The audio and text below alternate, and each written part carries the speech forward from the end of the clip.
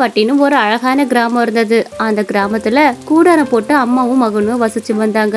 அவங்க 2 பேருமே ரொம்ப மழை வெயில்னு பார்க்காம அந்த கூடாரத்துக்குள்ள ரொம்ப கஷ்டப்பட்டாங்க. அம்மா, மழை வர்ற மாதிரி வேற இருக்கு, பயமா இருக்குமா. மழை வந்துட்டா எப்படிமா நம்ம இந்த கூடாரத்துக்குள்ள ரொம்ப சொதன்னு ஆகி போயிருது. இருக்கிறதுக்கே கஷ்டமா இருக்கு. என்னடாப்பா பண்றது, நம்மளோட தலையெழுத்து. உங்க அப்பாவும் கொஞ்ச நாளே நம்மளை விட்டுட்டு போயிட்டாரு. நம்ம 2 பேரும் தான் கஷ்டப்பட வேண்டியதா இருக்கு. நீ அமைதியா இரு, எதா இருந்தாலும் பாத்துக்கலாம். அம்மா, வயிறு ரொம்ப பசிக்குது. நேத்தும் எதுவும் சாப்பிடல, இன்னைக்கும் சாப்பிடல. வயிறே இழுத்து பிடிச்சு வலிக்குதுமா. என்ன பண்றதுன்னு எனக்கு தெரியல. மழை ரொம்ப பெய்ய ஆரம்பிச்சனால அந்த சைடு யாரும் வரல. அதனால அவன் மகளுக்கு சாப்பாடு கூட கொடுக்க முடியல.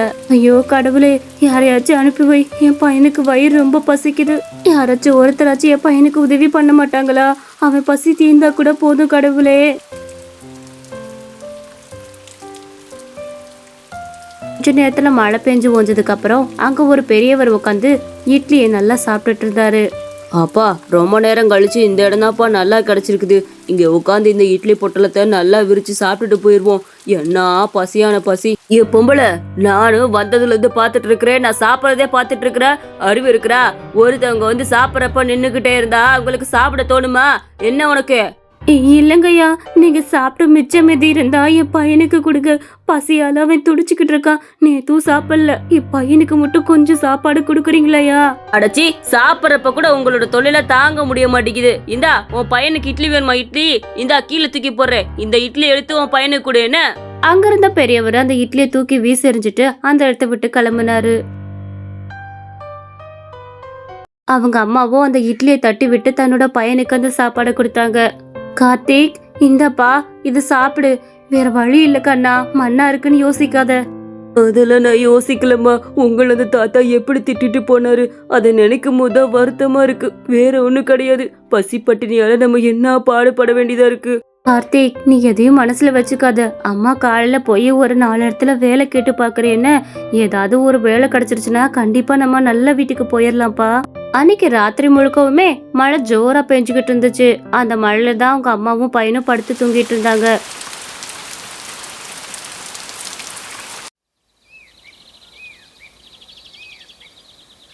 கார்த்திக், அம்மா ஏதாவது வேலை இருந்தா தொலைவிட்டு வரேன்ப்பா. அது வரைக்கும் நீ கூடாரத்துக்குள்ளதான் இருக்கணும். வேற எங்கேயும் போயிடக்கூடாது. என்ன? நல்ல வேலை கிடைச்சிருச்சுன்னா நமக்கு நல்ல சாப்பாடும் கிடைக்கும். சரிங்கம்மா, சீக்கிரம் போயிட்டு வந்துருங்க. யாராச்சும் ஏதாச்சும் பேசினாங்கன்னா தயவு செஞ்சு மனசுல வச்சுக்கிட்டு எதுவும் பண்ணிக்காதீங்கம்மா. இங்க நேரா வந்துடுங்க. என்ன?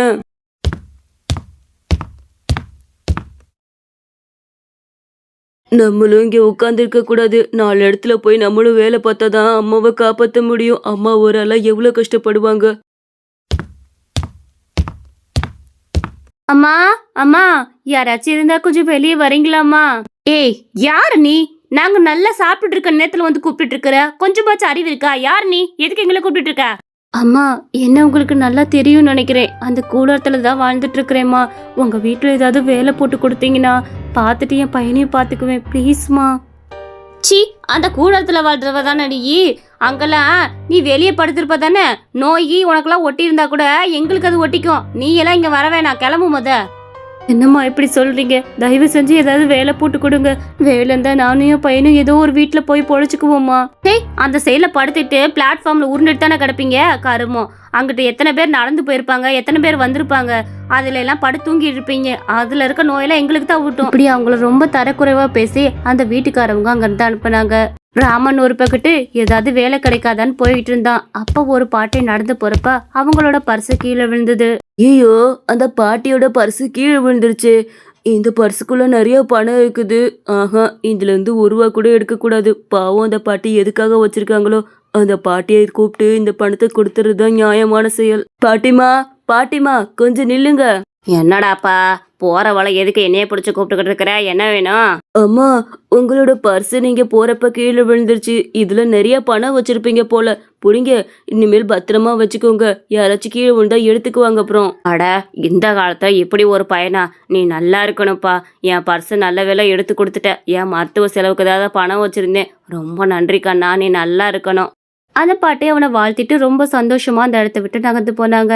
தம்பி, இங்க கொஞ்சம் வாப்பா. எப்படி உனக்கு இந்த சின்ன வயசுல இவ்வளவு புத்திசாலித்தனம்? உன்னே நான் பாத்திருக்கேன். அந்த கூடாரத்துல வாழ்ற பையன் தானே நீ.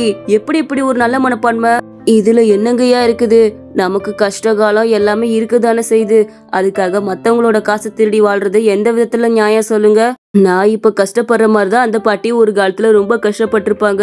அந்த காசை எதுக்காக சேர்த்து வச்சிருக்காங்களோ எடுத்துட்டு போய் நான் செலவு பண்ணாது நல்லாவா இருக்கும்? எனக்கு இது கேவலமா இல்ல? இந்த சின்ன வயசுல எவ்வளவு நேர்மையான குணம்ப்பா உனக்கு. நீ வேலை தேடி அலையிறது எனக்கு நல்லாவே தெரியும். எனக்கு இந்த கிராமத்துக்குள்ளே மொத்தம் 3-4 கடை இருக்குது. 3-4 கடையில நீ ஒரு கடை, உங்க அம்மா ஒரு கடையும் பாத்துக்கிட்டீங்கன்னா போதும். ஆளுக்கு மாசம் 10,000 ரூபாய் சம்பளம் கொடுத்துறேன். என்ன சொல்றீங்க? காலையில 9ல இருந்து நைட்டு 9 மணி வரைக்கும் பாத்துக்கணும்ப்பா. ஐயா, உண்மையதான் சொல்றீங்களா? எங்களுக்கு வேலை போட்டு கொடுத்துட்டீங்களா? இந்த கிராமத்துக்குள்ள அலைஞ்சு திரிஞ்சப்ப யாரும் எங்களுக்கு வேலை போட்டு கொடுக்க மாட்டேன்னு சொல்லிட்டாங்க. நீங்களாச்சும் வந்து எனக்கு வேலை தர முன் வந்திருக்கீங்களே, ரொம்ப சந்தோஷம் ஐயா. நான் கண்டிப்பா இதெல்லாம் பண்றேன். எங்க அம்மா மட்டும் இந்த விஷயத்த கேட்டா ரொம்ப சந்தோஷப்படுவாங்க. இது நான் உனக்காக கொடுக்கல, உன்னோட நேர்மையான குணத்துக்காக தான் நான் கொடுத்துருக்கிறேன். இந்த குணம் எப்பவும் உங்ககிட்ட இருக்கணும். என்ன? அந்த பையனுக்கு நேர்மையால அவனுக்கு ஒரு நல்ல வேலையும் கிடைச்சிச்சு. இந்த கதை உங்களுக்கு ரொம்ப பிடிச்சிருந்துச்சுன்னா மறக்காம நம்ம குட்டி கார்ட்டூன் சேனல்ல சப்ஸ்கிரைப் பண்ணிக்கோங்க.